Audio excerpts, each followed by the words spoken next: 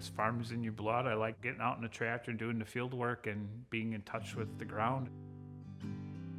My name is Ken Weniger. We have a farm here in Woodland, Wisconsin. Our primary is a dairy farm.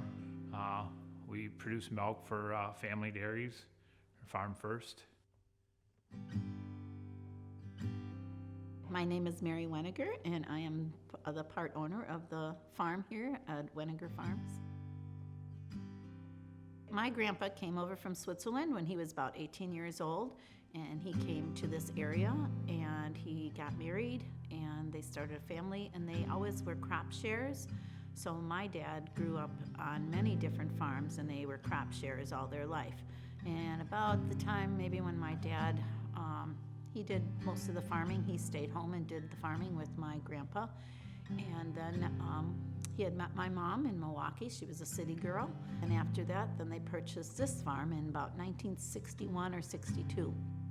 When I met my husband, we purchased this farm from them in about 1990, and we've been farming here ever since. My name is Leah, and on the farm I take care of the cows, any basically daily chores. I work a lot with the calves. I'm Sheila Weniger, and I'm obviously one of the daughters. I do work off the farm right now, but when I do get back onto the farm, I help with the daily chores, milking, and field work, and pretty much anything.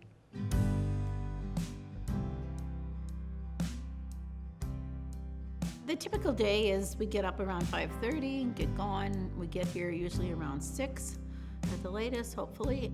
So we start with the morning chores. It's always the milking of the animals, feeding of all the animals, doing all the daily chores, cleaning them, bedding them. They go out to eat, they come back in, and then again around 4 o'clock at night, we start it all over again. And we finish around 7 o'clock at night. On our farm, every single cow has a name, and it's even passed on through the generation of the cows. We run about 250 acres of cropland, and we have 41 milking cows, and there's probably like between 30 to 35 calves, young stock, which is the heifers, and God only knows how many cats there are running around here. There's numerous cats. In summertime, we have 2 pigs, and we also have at least 15 goats. With the recent trade climate, our margins have been smaller, and we're trying to get by doing with less income. You end up taking money, if you have reserves, you can't replace equipment or upgrade things like you'd like to. So you kind of got to deal with what you have and keep within your spending limits, The biggest fear is probably having big corporations take over and we lose that family feeling or the way to raise a family. People on the outside have a different idea of this beautiful little family farm, and it's really not becoming that anymore. Not saying that big farms are bad, but it's just a different way business is going.